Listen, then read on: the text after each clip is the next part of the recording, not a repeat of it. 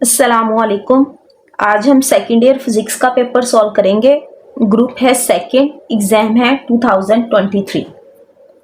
MCQs 1 देखते हैं। कहता the substance having negative temperature coefficient is. Options में से वो सब्सटेंस बतानी है जिसका नेगेटिव टेम्परेचर कोफिशिएंट हो।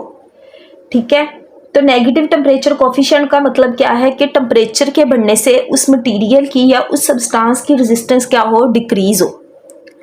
तो यहाँ पर कार्बन जो है वो इस तरह बिहेव करता है। जब टेम्परेचर इंक्रीज होता है तो कार्बन की रेजिस्टेंस जो क्या होगी, डिक्रीज होगी। जबकि गोल्ड मेटल है, आयरन मेटल है, टंगस्टन, इन तीनों की जो है ये ऑपोजिट वे में बिहेव करेंगे। यानी कि इन तीनों का जो है पॉजिटिव टेम्परेचर कोफिशिएंट है, मीन्स के टेम्परेचर के बढ़ने से इनकी रेजिस्टेंस भी बढ़ जाएगी। तो यहाँ पर ऑप्शन जो है हमारा क्या होगा, ए करेक्ट है। नेक्स्ट एमसीक्यूज है, इलेक्ट्रिक इंटेंसिटी बतानी है due to oppositely charge parallel plates.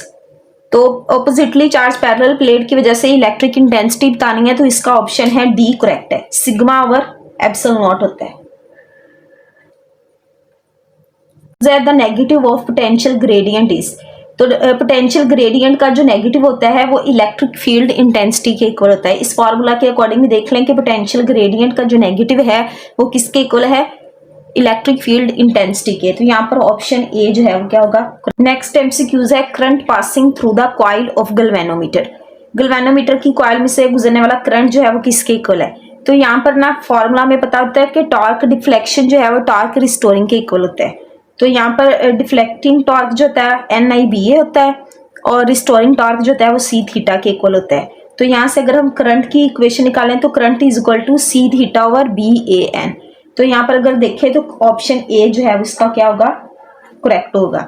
लेकिन यहाँ पर एक एमसीक्यूज ये भी आ सकता है कि बताएं कि गैल्वेनोमीटर में करंट और डिफ्लेक्शन एंगल का क्या आपस में रिलेशन है। तो दोनों जो है वो डायरेक्टली प्रोपोर्शनल होते हैं। करंट के बढ़ने से जो है वो डिफ्लेक्शन क्या होती है, बढ़ जाती है। नेक्स्ट एमसीक्यूज है, the current flowing through the coil due to induced EMF depends upon. ठीक है, इंड्यूस्ड EMF की वजह से क्या होता है, करंट फ्लो कर रहा है किसी भी कॉइल में से, वो किस पे डिपेंड करेगा। तो ओहम्स लॉ के अकॉर्डिंग V इक्वल टू IR होता है।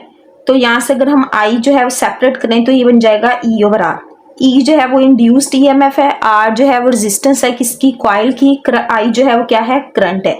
तो यहाँ से जो करंट है वो किसके ऊपर डिपेंड कर रहा है, इंड्यूस्ड EMF की वजह से वो किस पे डिपेंड कर रहा है, रेजिस्टेंस पे डिपेंड कर रहा है। रेजिस्टेंस के बढ़ने से करंट क्या हो जाएगा, डिक्रीज हो जाएगा। तो यहाँ पर ऑप्शन डी जो है वो क्या होगा, करेक्ट होगा। If we want to make magnetic field stronger the value of induced current is. कहता है कि अगर हम मैग्नेटिक फील्ड को स्ट्रॉन्गर करना चाहते हैं तो करंट की जो वैल्यू है इंड्यूस्ड करंट की वो क्या हो, डिक्रीज हो, वैनिश हो जाए, इंक्रीज हो जाए या फिर कॉन्स्टेंट हो जाए। तो magnetic field due to current carrying solenoid में जो फॉर्मूला आता है B equal to mu naught NI। Mu naught और N जो है वो क्या है, कांस्टेंट है। तो यहाँ से B जो है वो किसके डायरेक्टली प्रोपोर्शनल है, करंट के।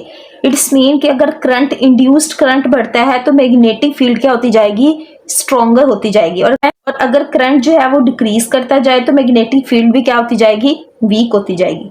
तो यहाँ पर ऑप्शन जो है वो C क्या। नेक्स्ट एमसीक्यूज है, an ammeter is always connected in. Ammeter को जो है वो सर्किट में कैसे लगाया जाता है। ठीक है, तो एमीटर जो है एक ऐसा डिवाइस है जो क्या करता है, करंट को मेजर करता है। तो करंट को मेजर करने के लिए एमीटर को हमेशा जो है वो सीरीज में लगाया जाता है। तो ऑप्शन C इसका करेक्ट होगा। लेकिन अगर एमसीक्यूज ऐसे आ जाए कि वोल्ट मीटर जो कि वोल्टेज को मेजर करता है उसको कैसे कनेक्ट किया जाता है, तो वोल्ट मीटर को पैरेलल लगाया जाता है किसी भी सर्किट में। नेक्स्ट एमसीक्यूज है, कहता है the device which allows only the AC is. इनमें से कौन सा डिवाइस है जो कि AC को अलाउ करता है, ठीक है, गुजरने देता है। तो जो कैपेसिटर है वो क्या करता है, वो AC को अलाउ करता है, AC को गुजार देता है, जबकि DC को क्या करता है, ब्लॉक करता है। तो यहाँ पर ऑप्शन जो है वो क्या होगा, A करेक्ट होगा। ठीक है, लेकिन अगर एमसीक्यूज ऐसे आ जाए कि the device which allows only the DCs, कि कौन सा डिवाइस जो है वो सिर्फ DC को अलाउ करेगा, तो इंडक्टर जो है वो DC को अलाउ करता है जबकि AC को क्या कर देता है, ब्लॉक कर देता है। नेक्स्ट एमसीक्यूज है, the output voltage of a rectifier is. Rectifier की जो आउटपुट वोल्टेज है वो क्या होती है। तो रेक्टिफायर जो है वो क्या करता है, वो एसी को कन्वर्ट कर देता है किसमें, पल्सेटिंग डीसी में। ठीक है, रेक्टिफायर में एसी दिया जाता है इनपुट पर, और जब इनपुट पर सिग्नल मिलता है तो वो क्या होता है, डीसी होता है, लेकिन क्या होता है उसमें पल्सेस होती हैं। ठीक है, तो इसका ऑप्शन जो है वो क्या होगा, सी करेक्ट होगा। नेक्स्ट एमसीक्यूज है, the potential barrier in diode stops movement of. Diode में जो पोटेंशियल बैरियर बनता है, ठीक है, डिप्लीशन रीजन जब इंक्रीज होता है तो पोटेंशियल बैरियर बन जाता है। चूंकि डायोड में होल्स भी मूव कर रहे होते हैं और इलेक्ट्रॉन्स भी मूव कर रहे होते हैं। ठीक है, तो जब पोटेंशियल बैरियर या डिप्लीशन रीजन की विड्थ इंक्रीज होती है तो दोनों की मूवमेंट क्या हो जाती है, स्टॉप्स हो जाती है। ठीक है, तो ना इलेक्ट्रॉन मूव करके अब जा सकता है ना ही होल, डायोड को बायस ना किया जाए। ठीक है, तो यहाँ पर ऑप्शन डी जो है इसका क्या होगा, करेक्ट होगा। नेक्स्ट एमसीक्यूज है, कहता which of the following does not go plastic deformation. तो प्लास्टिक डिफॉर्मेशन का मतलब क्या है कि प्लास्टिक डिफॉर्मेशन का मतलब क्या है, प्लास्टिक डिफॉर्मेशन का मतलब है कि स्ट्रेस के अप्लाई करने से किसी भी सब्सटेंस की क्या है, शेप जो है वो परमानेंट चेंज होती है, फिर उसके बाद वो क्या आती है, ब्रेक होती है। तो यहाँ पर हमने बताना है कि जो कौन सी सब्सटेंस है जो प्लास्टिक डिफॉर्मेशन तक नहीं जाती बल्कि वो पहले ही ब्रेक हो जाती है। तो यहाँ पर ग्लास जो है वो क्या है, इसका ऑप्शन डी करेक्ट है। ग्लास जो है वो एक ब्रिटल सब्सटेंस है, यानी कि अगर इसके ऊपर स्ट्रेस अप्लाई करते हैं तो ये जो है इसकी शेप चेंज नहीं होती बल्कि वो क्या हो जाता है, इजीली ब्रेक हो जाता है। तो जिनकी शेप चेंज हो पहले फिर वो ब्रेक हो वो डक्टाइल सब्सटेंसेस कहलाती हैं, और जिनकी शेप चेंज हुए बगैर वो ब्रेक हो जाएं वो क्या कहलाती हैं, ब्रिटल सब्सटेंसेस कहलाती हैं। नेक्स्ट एमसीक्यूज है, which one is low energy photon. किस लाइट का जो फोटोन है वो क्या होगा, उसकी लो एनर्जी होगी।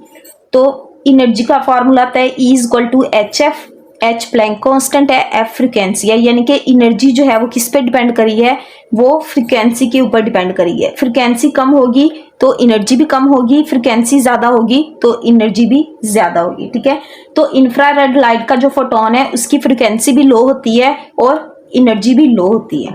तो यहाँ पर ऑप्शन बी जो है वो इसका करेक्ट होगा। सबसे लो एनर्जी किसकी होती है, इंफ्रारेड लाइट की, फिर उससे ज्यादा हाई एनर्जी होती है विजिबल लाइट की, फिर उससे हाई होती है अल्ट्रावायलेट लाइट की, फिर उससे हाई होती है एक्सरे की। ठीक है, तो इस तरह ये ऑर्डर बनता है। नेक्स्ट एमसीक्यूज है, nuclear fission chain reaction is controlled by. Nuclear fission chain reaction को कैसे कंट्रोल किया जाता है, तो कैडमियम रोड्स के जरिए जो होता है वो फिशन चेन रिएक्शन को कंट्रोल किया जा सकता है। ठीक है, कैडमियम रोड्स क्या करती हैं, वो न्यूट्रॉन्स को एब्जॉर्ब करती हैं, जिसकी वजह से फिशन चेन रिएक्शन जो होता है वो क्या हो जाता है, स्टॉप हो जाता है, या फिर उसको कंट्रोल कर लिया जाता है किसी भी न्यूक्लियर रिएक्टर में। तो इसका ऑप्शन सी करेक्ट है। नेक्स्ट एमसीक्यूज है, एसी थ्रू रजिस्टर। ठीक है, एक सर्किट है उसमें रजिस्टर लगा है, एसी जो है वहां पर हम गुजर रहा है। ठीक है, तो बताना है कि वोल्टेज और करंट जो है उनकी फेज क्या होगी। ठीक है, तो प्योर रजिस्टर सर्किट में क्या होता है, वोल्टेज और करंट जो है वो दोनों की डायरेक्शन सेम होती है। ठीक है, तो दोनों क्या होते हैं, इन फेज होते हैं। तो यहाँ पर ऑप्शन जो है वो क्या होगा, ऑप्शन सी जो है करेक्ट होगा कि एसी जब प्योर रेजिस्टिव सर्किट में से गुजरता है तो वोल्टेज और करंट क्या होते हैं, इन फेज होते हैं। एमसीक्यूज है, the unit of work function is. Work function का यूनिट बताना है। तो वर्क फंक्शन असल में क्या है, कहता है मिनिमम एनर्जी है किसी भी मेटल सरफेस में से इलेक्ट्रॉन को रिमूव करवाने के लिए। चूंकि वर्क फंक्शन एनर्जी की फॉर्म है तो इसका यूनिट या जाउल होगा या फिर इससे छोटा यूनिट क्या होता है, इलेक्ट्रॉन वोल्ट होता है, वो होगा। यहाँ पर जाउल तो नहीं है तो यहाँ पर हम इलेक्ट्रॉन वोल्ट जो है वो क्या होगा, वर्क फंक्शन का यूनिट। नेक्स्ट एमसीक्यूज है, a pair of quark and anti quark makes. एक क्वार्क है और एक एंटी क्वार्क है, इनका जो पेयर है वो क्या बनाता है, वो मिजोन्स बनाते हैं। ठीक है, लेकिन अगर एमसीक्यूज आ जाए कि 3 क्वार्क्स जो हैं वो क्या बना रहे हैं, तो ब्रियोन्स जो हैं वो 3 क्वार्क के मिलके बने होते हैं, और मिजोन्स जो हैं वो एक क्वार्क होता है और एक एंटी क्वार्क, यानी कि 2 क्वार्क के मिलके बने होते हैं। ठीक है, नेक्स्ट एमसीक्यूज है, बल्मर सीरीज लाइज इन द। तो बल्मर सीरीज जो है वो विजिबल रीजन में लाई करती है, तो इसका ऑप्शन बी करेक्ट है। तो ये था 2023 का ग्रुप सेकंड जो कि हमने सॉल्व कर लिया है। अल्लाह हाफिज।